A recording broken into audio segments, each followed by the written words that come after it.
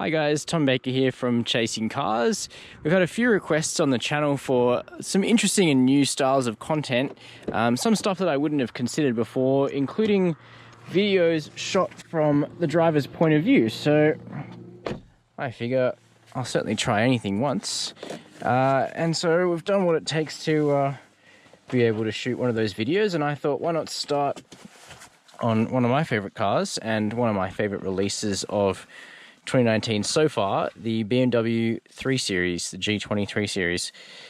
So I also figured this would give you a bit of a look at how we actually test cars at Chasing Cars before they have their sort of full feature video, because what we do is, if you've been a subscriber for a while, you'll know that we sort of film 10 to 15 minute long videos. And so there's quite a bit of research that goes into that, and I'm pleased to report that research is actually done fairly scientifically, in that we have a number of testing roads throughout New South Wales, out here in Australia, and we basically subject every car to one of sort of three routes to keep things consistent, and that's how we come to the findings that are then presented in our long form videos.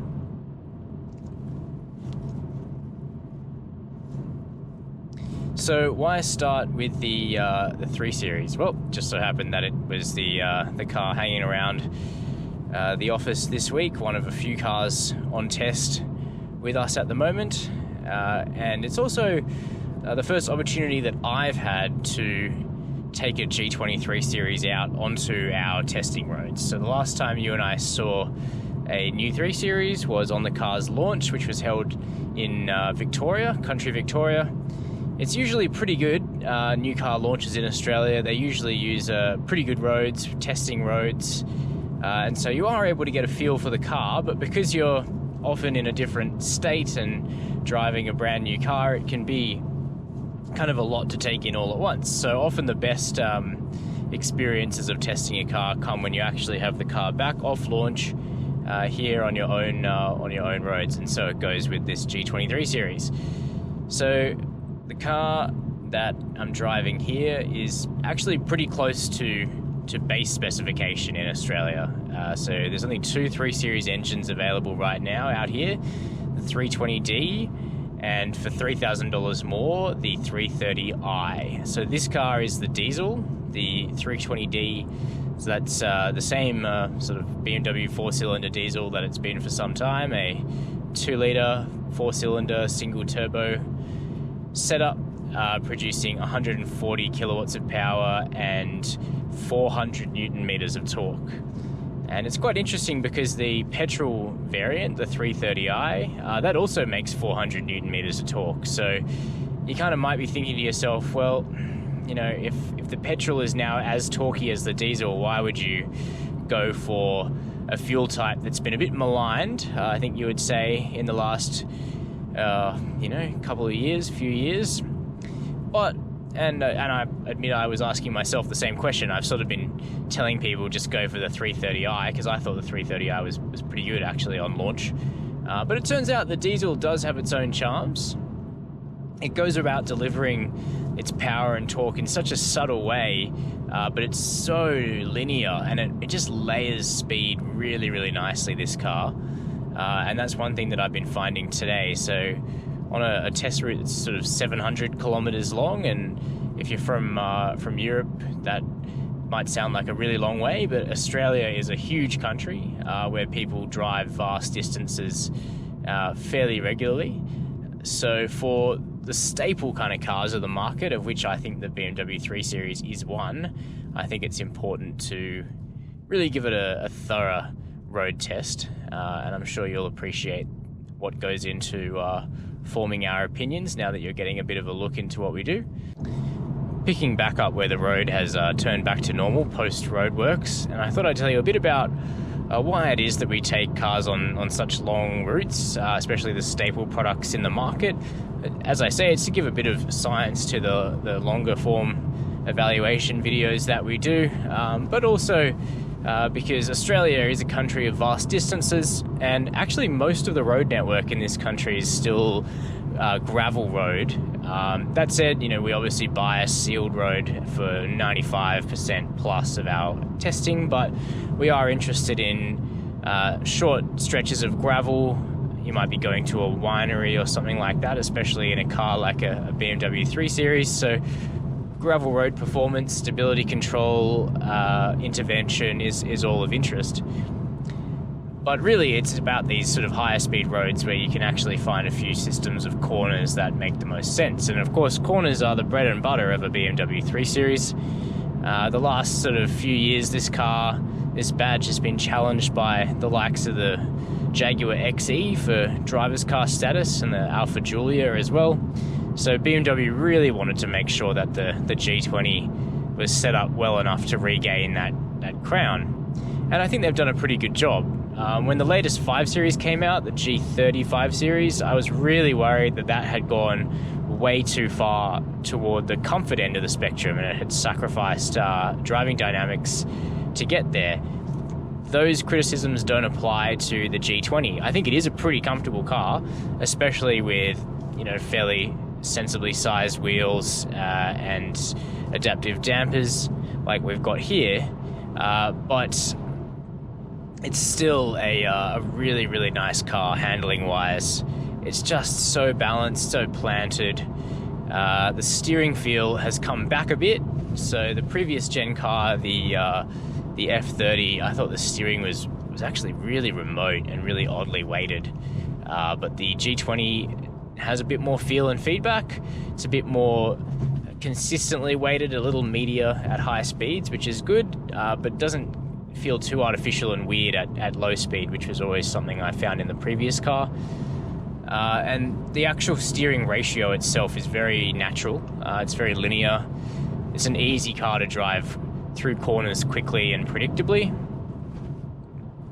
And the systems really help you out. So this car's stability control system is actually quite nicely judged and nicely tuned. It sort of feeds in linearly, and it doesn't just clamp the brakes. So it actually lets you get a little bit of attitude from the rear end of the car on the throttle. That's especially the case in the 330i, but if you try hard enough with the 20D diesel, you can make it happen.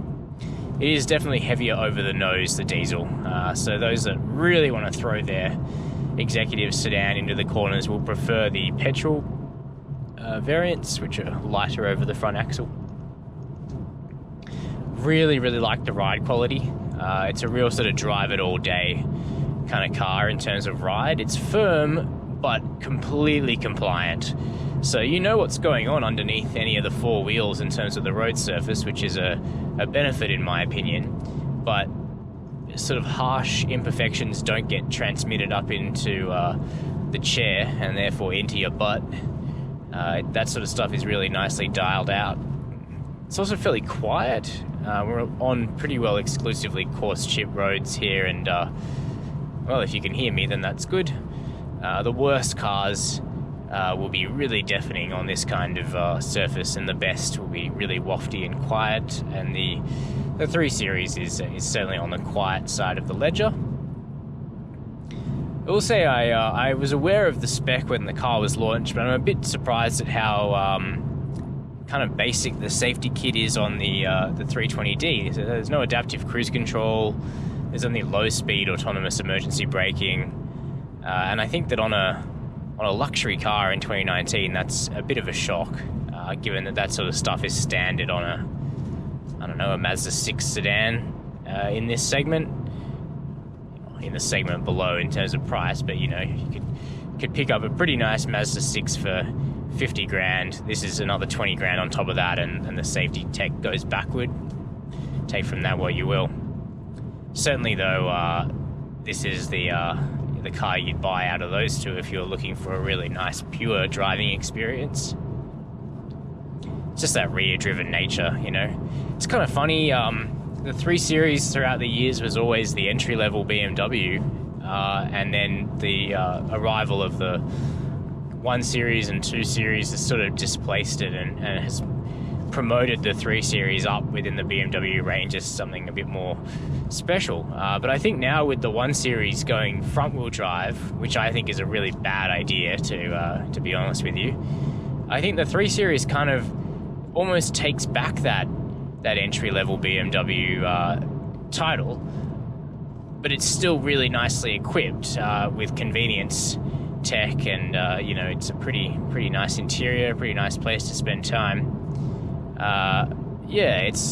This sort of feels like the cheapest true BMW if you take out the 2 Series. We do know the 2 Series is going to come back in rear drive form, so that's great. But if you want a 4-door, if you want a 2 Series with the ability to, a BMW with the ability to put people in the back seat, then it's kind of like the 3 Series is your entry point, and it really feels like a BMW should, and the driving wheels are in the right location, stuff like that. Yeah, that may or may not be important to people, but it's important to me. So there you have it, a little test drive of the G20 320d BMW on some of the testing roads that we use here on Chasing Cars. Let me know if you think the point of view format has anything in it, and we can look at continuing this sort of thing. Let me know if you prefer our traditional style of videos or maybe a bit of both. I think it's definitely an interesting option. We get a lot of cars through the garage at Chasing Cars, and certainly not all of them get a long form video. Some of the cars we're just looking at on background, or they might be shadowing a comparison test or something like that. And I kind of think this point of view format might be a good way to get a bit of content on more cars out through the channel. So yeah, let me know what you reckon. Also down below, please hit subscribe if you aren't already a subscriber, and make sure you're getting a constant feed of what I think is some pretty good Australian car content. I hope you agree. But anyway, as always, thanks for watching Chasing Cars.